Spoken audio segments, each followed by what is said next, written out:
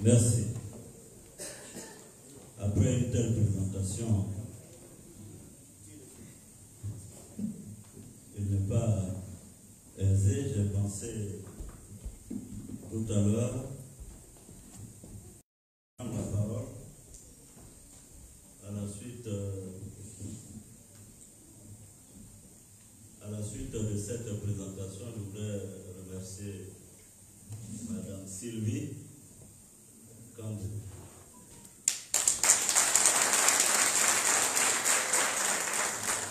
Madame la ministre Afoussiata Bamba,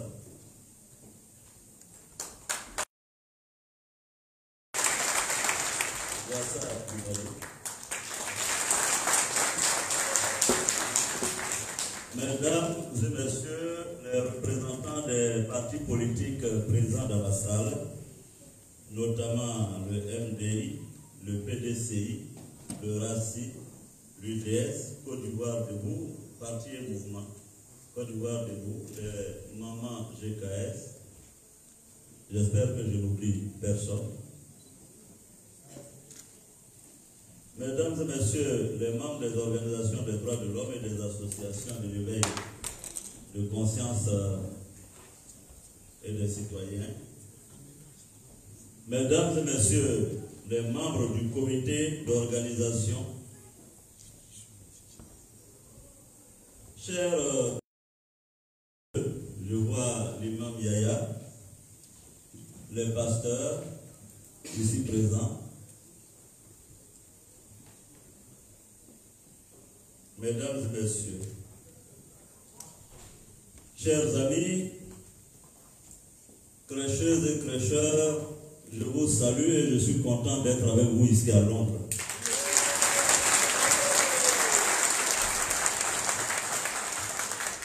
Je voudrais très sincèrement remercier tous ceux qui ont fait le déplacement aujourd'hui pour venir nous écouter. Je voudrais particulièrement saluer un ami qui est dans la salle. Omar, lève-toi, on va te saluer. Voilà, mon ami Omar, hein, il est marocain, c'est un ami, c'est un frère, il est venu depuis le Maroc pour venir participer à il a sa délégation. Je le remercie. Je suis, sachez-le, particulièrement heureux d'être ici à Londres. Mais avant de parler, d'aborder les questions, j'imagine, qui vous intéressent, permettez-moi de saluer certains de mes amis que j'ai retrouvés ici avec beaucoup d'émotion. Manto Manix, lève-toi. Je suis content de le voir. On a fait la prison ensemble à l'époque. On a fait 2 fois la prison, ensemble, lui et moi. Donc c'est un compagnon de prison. Hein? Merci, je l'ai retrouvé. On a fait le mouvement étudiant ensemble. Et je me souviens à l'époque, quand nous avons ensemble été arrêtés. Je salue mon ami Kamara. Il est guinéen, mais quand nous étions à la fac, il est venu en Côte d'Ivoire et nous l'avons reçu en Côte d'Ivoire. Voilà. On l'a inscrit, il a milité avec nous. Thank you for coming here. I'm happy to see you. Ok. Le doyen, tu es là. Alors, je voudrais le saluer, hein. C'est un doyen. Quand je viens à Londres ici, je passe chez lui le saluer à la maison. Donc, je suis content qu'il soit là, qu'il ait fait le déplacement. Je salue, comme je l'ai dit, tous les responsables qui ont fait le déplacement ici pour venir nous soutenir. Bon, je vais. Oui, Ah, il n'est pas là. Ah, Gervais, on a fait la fête aussi ensemble. Ah, merci d'être venu. Lui, il est venu depuis Bruxelles. Depuis Bruxelles. Bon, est-ce qu'on a fait la prison ensemble? Non, on n'a pas fait. Ça, donc c'est Manto Manus qui est mon... Ah, Bao lui la fille. C'est nous dans la fille. Hein, Manto, donc c'est toi et moi qui avons... Hein? D'accord. C'était pas facile à la prison. Pourtant, hein? Wassena. Merci beaucoup. Bon, il y a certains qui disent qu'il y a certains qui ont perdu la mémoire. Bon, Manto, il faudra leur rappeler ce que nous on a fait en Côte d'Ivoire. Ils pensent que c'est eux qu'on a attendu pour être ce qu'on est en Côte d'Ivoire. On a commencé ça avant. Parce que quand on faisait ça, 94 là, 93, il y a certains qui n'avaient pas encore créé leur parti. Le parti n'existait pas. Donc on était dans Abidjan. Hein? On était dans Abidjan. Merci. Alors, mesdames et messieurs, chers amis, avant de commencer, ladies and gentlemen, have you started your GPS in this room? GPS. Bon, ceux qui ne comprennent pas en fait, est-ce que vous avez mis votre GPS en marche? Hein? Est-ce que vous avez mis votre GPS en marche? Parce qu'il faut mettre le GPS en marche. Quand tu mets le GPS en marche, il te conduit là où tu veux aller. N'est-ce pas? C'est ça, génération des peuples solidaires. Alors, je voudrais saluer à la suite tous ceux qui sont venus ici parce qu'ils ont appris notre arrivée à Londres. Je vous suis très reconnaissant. Chers amis, vous le savez déjà. J'ai déclaré ma candidature à la présidence de la République de Côte d'Ivoire. Ce n'est secret pour personne. J'ai décidé de prendre face à l'histoire de la Côte d'Ivoire mes responsabilités. J'ai décidé d'être candidat d'abord parce que j'aime mon pays. J'aime la Côte d'Ivoire. En effet, pays pour traverser toutes les difficultés que nous avons connues. J'aime mon pays et il faut aimer son pays pour accepter les privations, les humiliations. J'aime mon pays pour accepter les sacrifices, comme le disait le président Félix Houphouët-Boigny, pour la marche et la bonne marche de la Côte d'Ivoire. J'ai aussi décidé d'être candidat à la présidence de la République au nom du sens élevé de la responsabilité.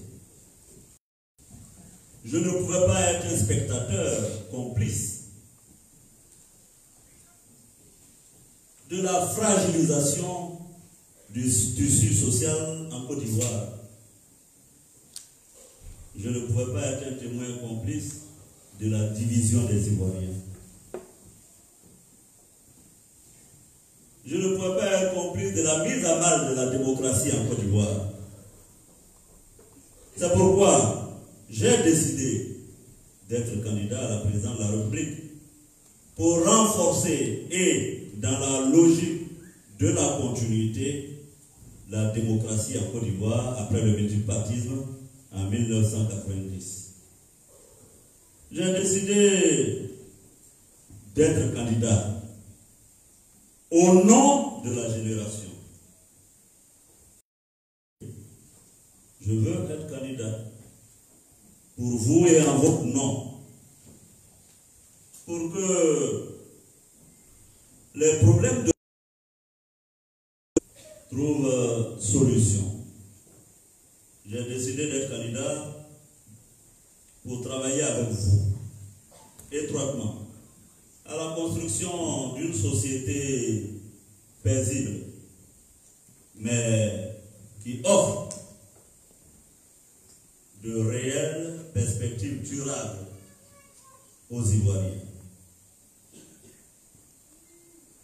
J'ai décidé d'être candidat parce que je suis intimement convaincu que c'est par la voie de la réconciliation que nous réussirons à bâtir une Côte d'Ivoire réellement démocratique.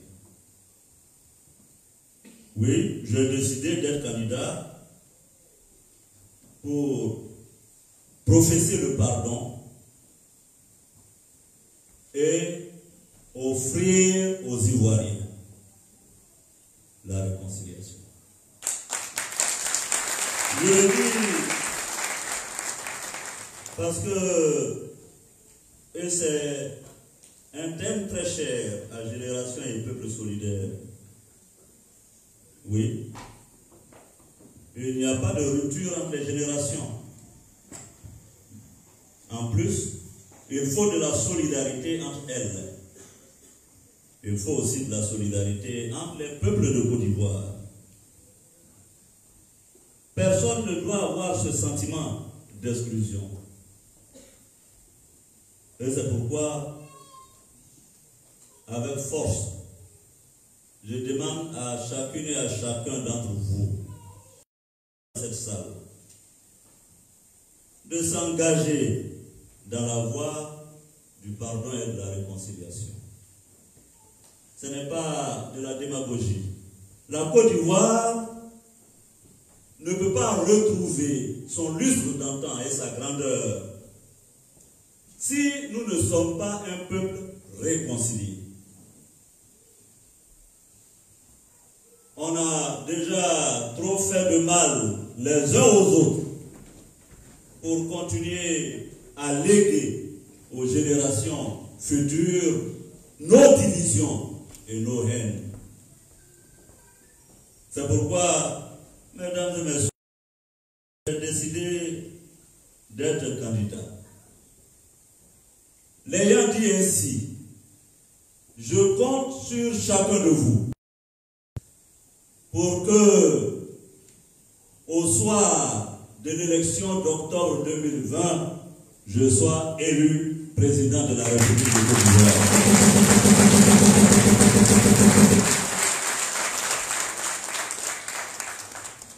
Aujourd'hui, je suis venu vous appeler à nous rejoindre dans le bateau de la paix. Je suis venu, je vous appelle et je lance un appel à chacun. Ayons cette grande capacité d'élévation pour pardonner et nous réconcilier. Cet appel tient, malgré les moqueries, puisque on me dit souvent, oui mais Soro, tu demandes pardon pourquoi? Si tu demandes pardon, c'est que c'est toi qui as fait une faute. Non. Je crois que les guides religieux sont là.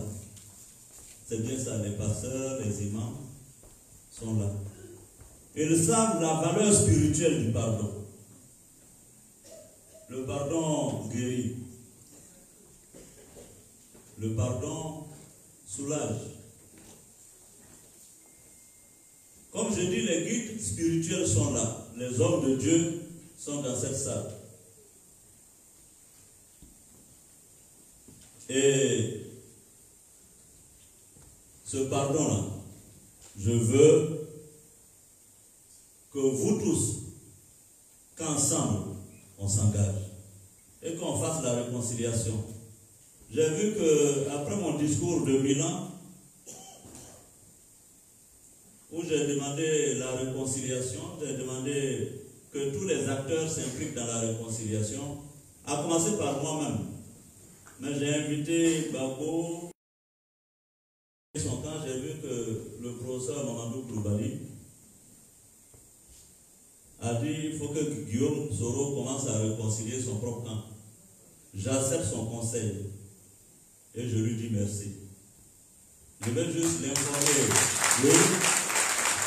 Je vais juste l'informer qu'il y a 5 ans, moi j'ai commencé déjà la réconciliation là dans mon propre camp. C'est pas parce que c'est pas pour qu'on dit. Avec les partisans d'IB, j'ai envoyé des messagers pour qu'on se réconcilie. Donc, si c'est la réconciliation, la personne ne m'embarrassera. Parce que j'ai commencé ça chez moi-même, d'abord. Et quand j'ai commencé ça chez moi-même, j'ai vu que c'était bien. C'est pourquoi j'ai dit ça aussi aux autres. Parce que quand tu vois quelque chose est bien là, il ne faut pas garder pour toi seul, il faut partager. Je veux partager cette situation. Donc, je suis au sérieux. Hein. Il faut qu'on se réconcilie. Il faut qu'on se réconcilie. J'ai vu aussi qu'il y a Manto, il y a le professeur Nyanglo. Moi, je ne le connais pas. Hein. Il dit qu'il m'a enseigné. Ça là, je peux dire, il ne m'a pas enseigné. Voilà. C'est lui qui m'a donné. Hein, c'est ça, non? Il ne m'a pas enseigné. Hein? On a qu'à dire Manto, ou bien Gervais. Nyanglo ne m'a pas enseigné. Celui qui m'a enseigné là, c'est Seri Baï Zakari, paix à son âme.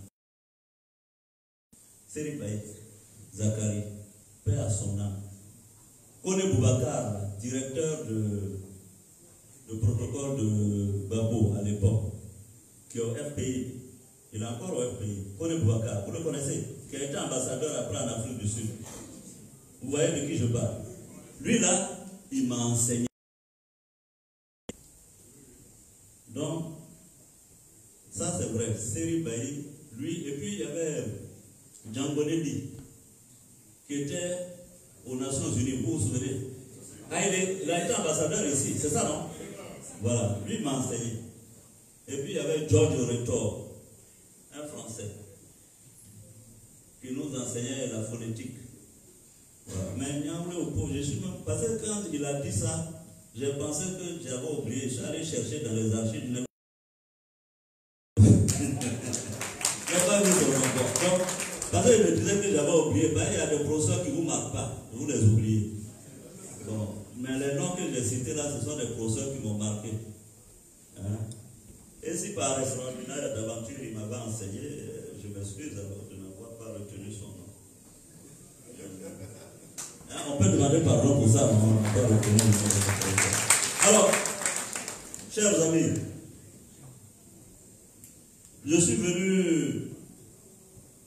Je vous ai dit pourquoi je suis candidat, pourquoi j'ai décidé d'être candidat. Les gens se trompent. Et je suis convaincu personnellement. 2020, on prend. Donc,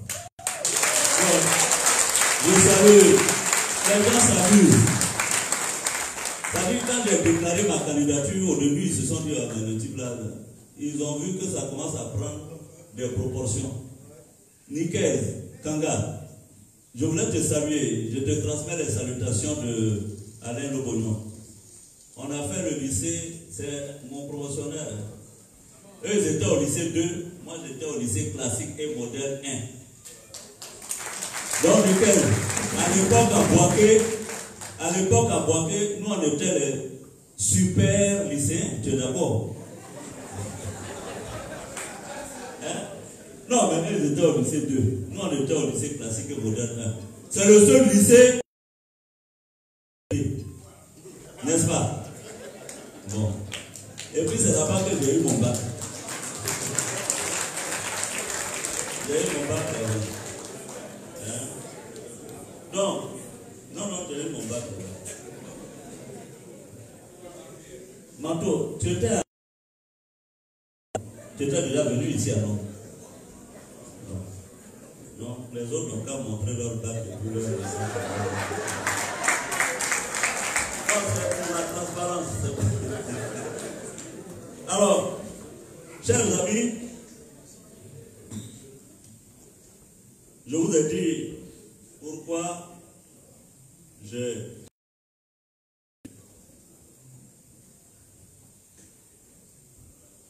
sillonne l'Europe. Et je vois les gens, oui, Soro, pourquoi il ne vient pas à Abidjan? Je fais quelque chose ici en Europe. Je vais dire ça aujourd'hui. Non, je fais quelque chose en Europe. Nous là, il n'y a pas de... C'est les gens qui se trompent sur nous. Je suis là, je suis en train d'écrire 2 livres. Entre le crèche party et le reste, je travaille, j'écris 2 livres. Mon livre programme, trouvé de la Côte d'Ivoire. Donc je ne sais pas pourquoi je vous donne tout ça là, parce que les tricheurs vont aller écrire la Côte d'Ivoire retrouvée. Ah, madame Edwin Inaï, toujours disparaître de là, ça va? Non. Comme moi, le titre de mon livre, c'est la Côte d'Ivoire. Ok? La grandeur retrouvée. Et ils vont aller mettre retrouver la Côte d'Ivoire grandeur. Parce que tout ce qu'on fait, ils copient, n'est-ce pas? Donc, je travaille sur ça. On a planifié, ça va sortir. Donc, que les gens ne se trompent pas. Oui, il est en Europe là-bas, il tourne. Alors, il m'apprend ce que c'est moi qui ai organisé l'élection de 2010. Ou bien, et vous allez m'apprendre l'élection. Si ce que je dis est faux, qu'on me démente. Ceux qui parlent là, qui bavardent là, ils ont fait quelle élection avant? L'élection à laquelle ils ont eu à concourir, c'est moi qui ai fait écrire les textes à la primature. L'équipe de Babo, conduite par Odéori Géraldine, avec Djekoui, Madame Dabo.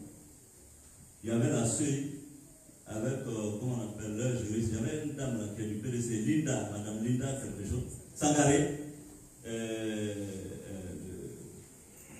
qui était avocat, je crois, avec le président de la Suède de l'époque, Mambé, et puis nous, on a écrit, et puis ils sont allés aux élections, mais comme ils ont oublié ça, et même, ils ont oublié ça, on a qu'à prier pour que le mémoire là revienne dans leur cerveau. Comment ils souffraient pour que l'élection s'organise. Bon, donc, c'est pourquoi je dis, pourquoi je suis candidat, et il faut rafraîchir la mémoire aux gens en Côte d'Ivoire. La mémoire aux gens. Comme ça. Parce qu'il y a des gens là, je ne sais pas d'où leur vient cette arrogance-là. Moi je les ai vus, je ne sais pas d'où vient cette arrogance pour croire que subitement, parce qu'on est devenu président ou bien on est devenu premier ministre, on est devenu ministre, que toute la Côte d'Ivoire là c'est votre propriété. Non, ce n'est pas votre propriété. Non. La Côte d'Ivoire là appartient au seul peuple de Côte d'Ivoire. Le peuple de Côte d'Ivoire, c'est lui seul qui est propriétaire de la Côte d'Ivoire. Et chaque 5 ans, le peuple de Côte d'Ivoire, par procuration, nous donne propriété locative sur la Côte d'Ivoire. C'est-à-dire on est en location. Si tu fais mal, 5 ans après, le peuple te retire son pays. Il dit, toi, il faut partir, je donne à tel autre. Donc, quand on est au pouvoir là, mais soyons humbles. Oui, il a franchi la ligne rouge. Je ne sais pas. Ah bon, moi j'ai franchi la ligne rouge. J'ai franchi moi la ligne rouge. Quand on renvoie tous mes gens, quand on envoie la police dans ma chambre à Barcelone, quand on fait annuler mes visas, non mais il faut arrêter. La Côte d'Ivoire là, ne vous appartient pas. Ça appartient au seul peuple de Côte d'Ivoire. Et le peuple de Côte d'Ivoire est sollicité en 2020 pour voir à qui il donne la Côte d'Ivoire. Et moi, je veux que ce peuple de Côte d'Ivoire me donne la Côte d'Ivoire. Moi, je veux que... Non.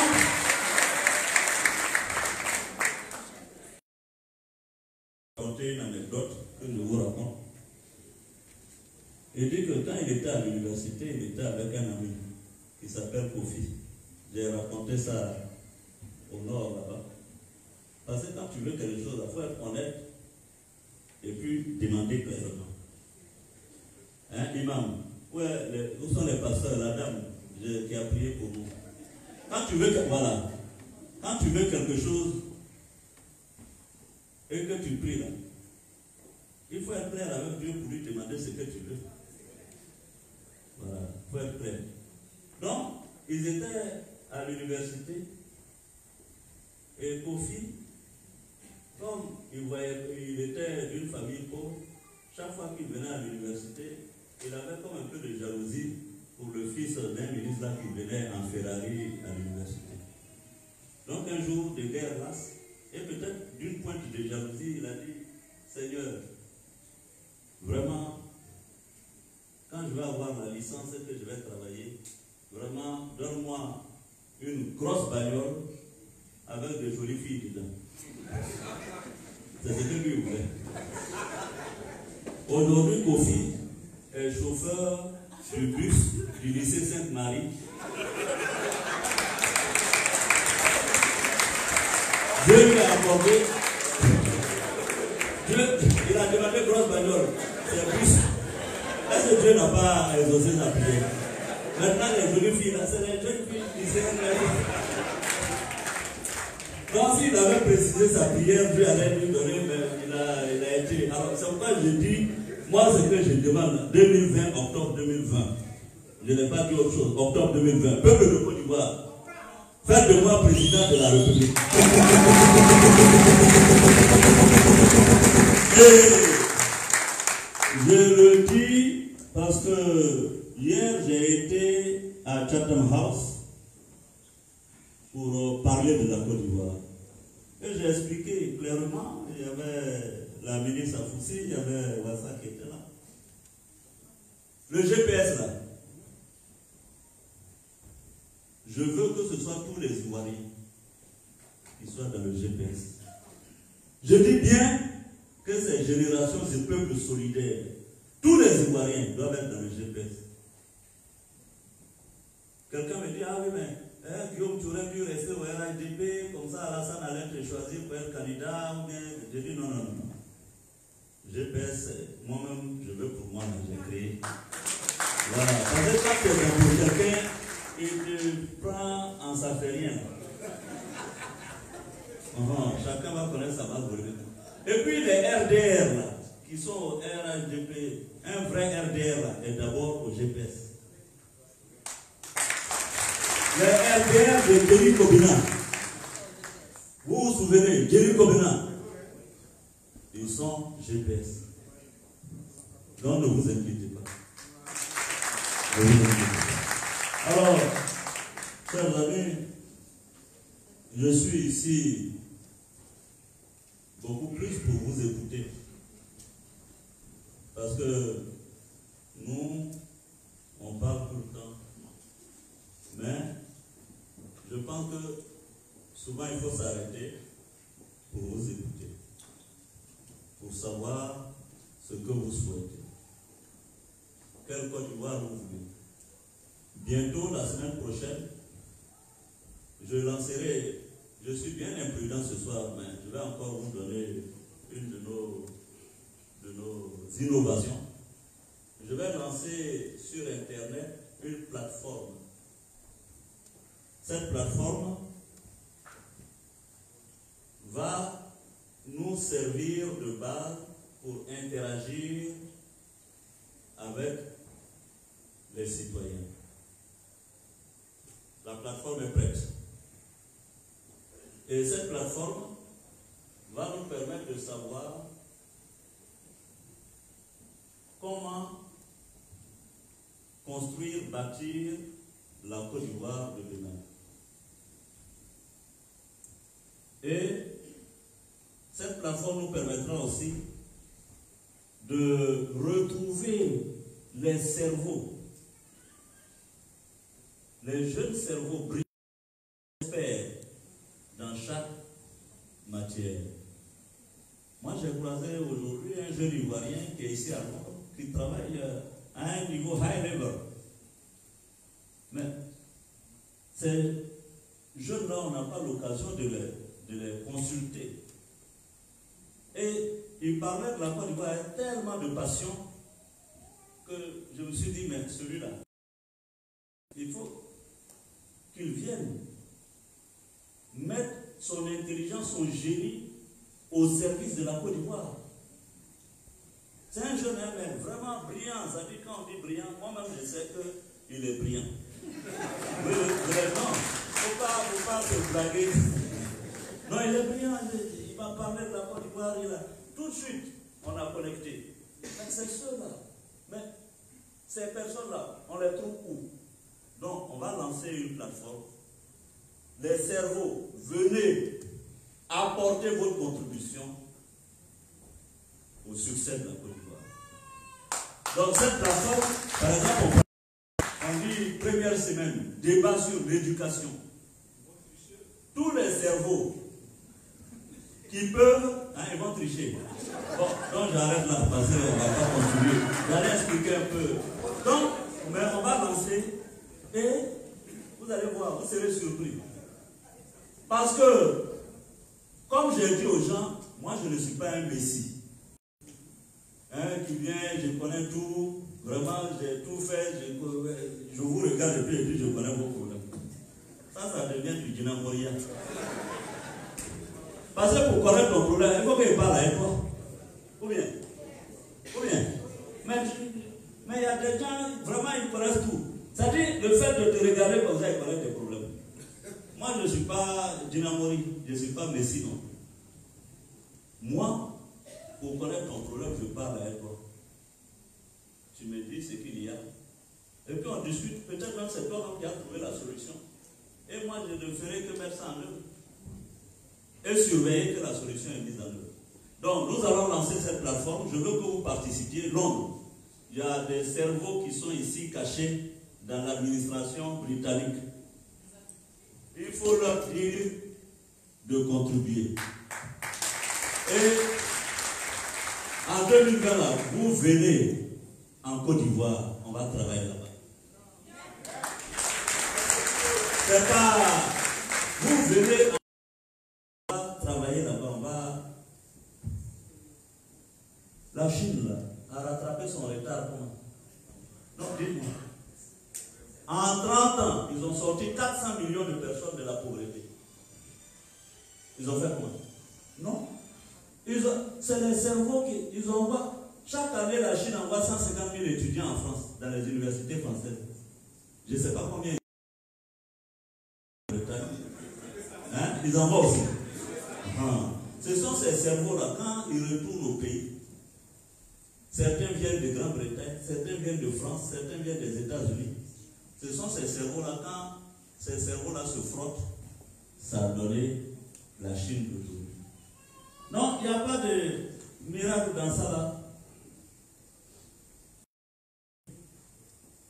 On va bâtir la Côte d'Ivoire. Et donc cette plateforme sera l'occasion de détecter les cerveaux et de les intéresser, les draguer à revenir en Côte d'Ivoire pour que on bâtisse la Côte d'Ivoire. Et vous devez retenir, vous vivez ici, en Grande-Bretagne. Comme je l'ai dit, dans mon programme de gouvernement, la priorité c'est l'éducation. Ok? Parce que de toute façon, vous qui vivez en Grande-Bretagne ici, là, Tony Blair, qu'est-ce qu'il vous avait dit? Il a dit, parce que j'ai lu les mémoires de Tony Blair. C'est quelqu'un de Tony Blair. Il a dit, quand on dit quelles sont tes priorités, il dit éducation. Et éducation, éducation propre. Mais enfin, on ne va pas laisser, quand le livre va sortir, on va discuter. On a de janvier 2020 à octobre, on va discuter de passer. Je vois des gens, Guillaume a quel programme, quel programme? J'ai un programme.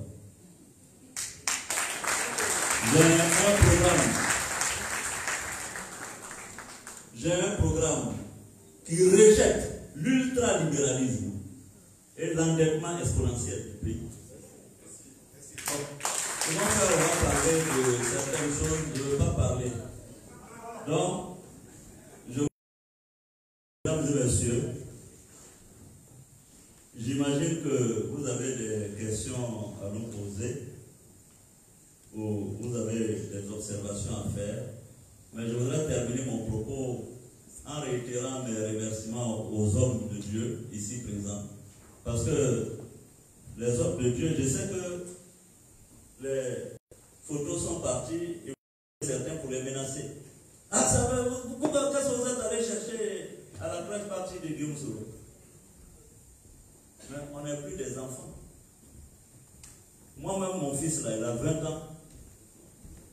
Une fois, on discutait de la poursuite de ses études. Et moi, je voulais qu'il fasse. Il dit non, non, lui, il veut faire autre chose. Même à mon propre fils, je n'arrive pas à imposer ça. Mais comment nous, on t'appelle, on dit si tu n'es pas RAIDP, tu vas voir. C'est quoi ça? C'est quelle façon de gouverner un pays ça? Ou bien on va te renvoyer de ton poste. Vous trouvez ça normal? Ou bien toi tu es un imam et puis tu vas à une classe partie de Guillaume Soro. Vous trouvez ça normal? Or quand eux ils sont là, il ne faut pas instrumentaliser la religion. La religion c'est pour tout le monde. Et ça là, c'est trop dangereux les gens qui veulent instrumentaliser la religion. Ah bon? On est à trois parties. Pourquoi?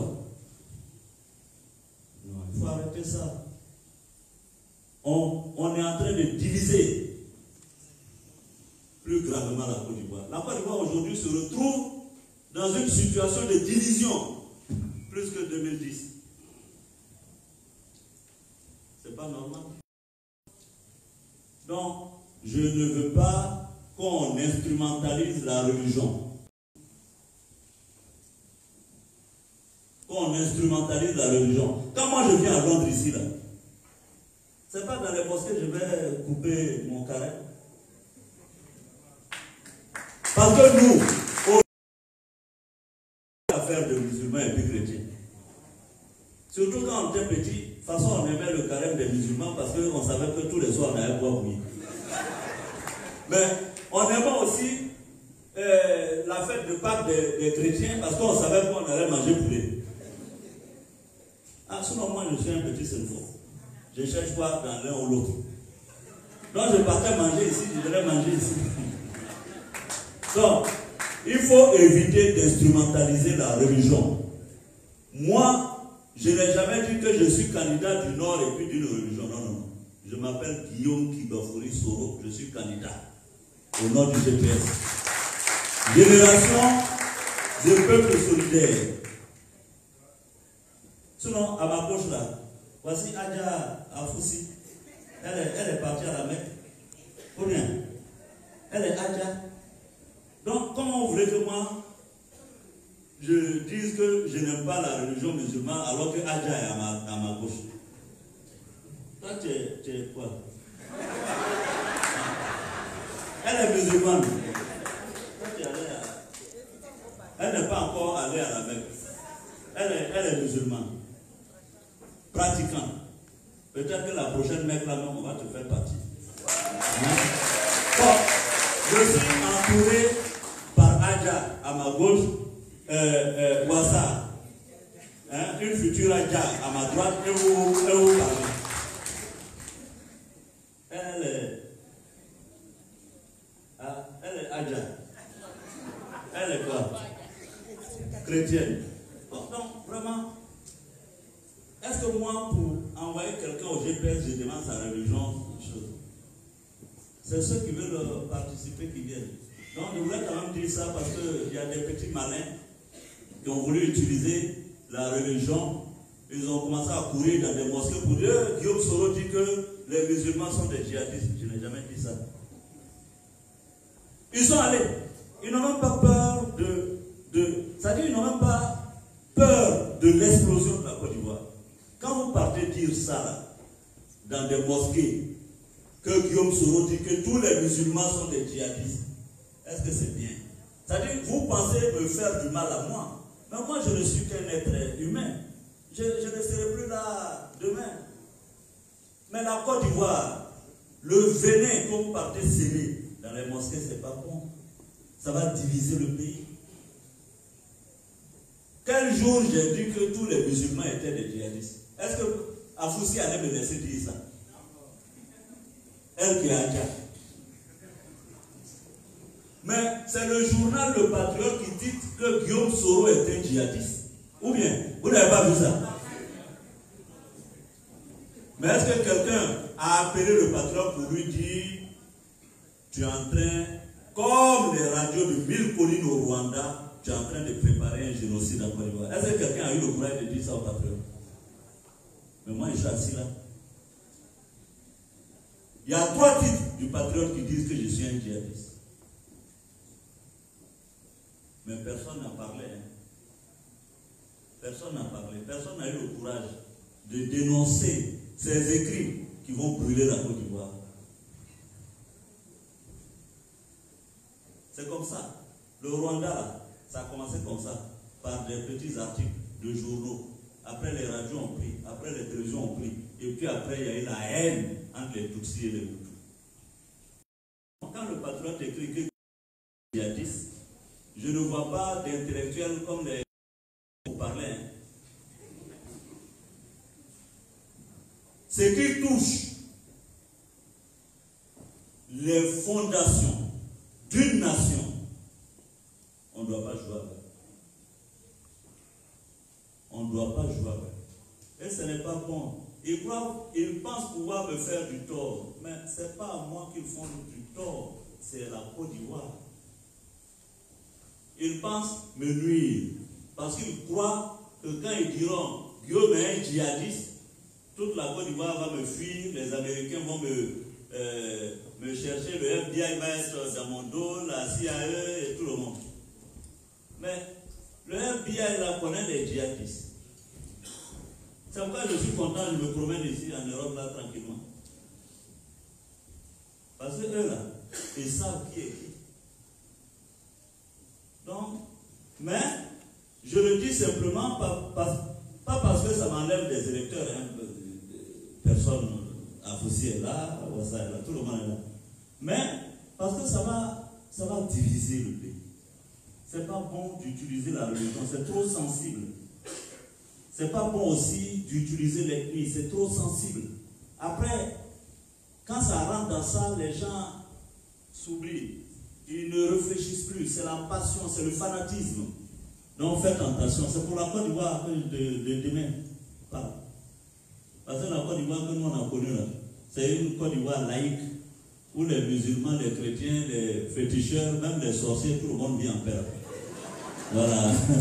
Je ne vais pas gâter notre pays là, avec des thèmes comme ça. Donc, pour terminer, moi, je suis candidat, tout le monde le sait. Au lieu de venir dire djihadisme, tout ça, etc., désignez votre candidat et puis on va voir lequel les Ivoiriens aiment. Désignez votre candidat. Bon, vous êtes là, depuis là, vous ne pouvez pas désigner le candidat. Là, il y a un problème. Moi, là, je suis candidat, c'est connu, c'est fini. Bon, désignez le candidat. Ils savent bien que s'ils désignent le candidat du RADP, ça va voler en éclats. Parce que moi, je connais des gens qui sont à RADP là. J'ai compté la dernière fois, il y a au moins 10 candidats là-bas déjà. Ils sont cachés, il y a 10 candidats qui sont là-bas. Bon, voilà le problème. Donc, désigné votre candidat. Je l'attends pour le battre. En octobre 2020.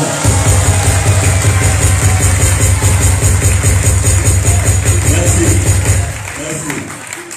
Donc, je laisse la parole à Madame Sylvie Cambou pour les questions. Alors, vous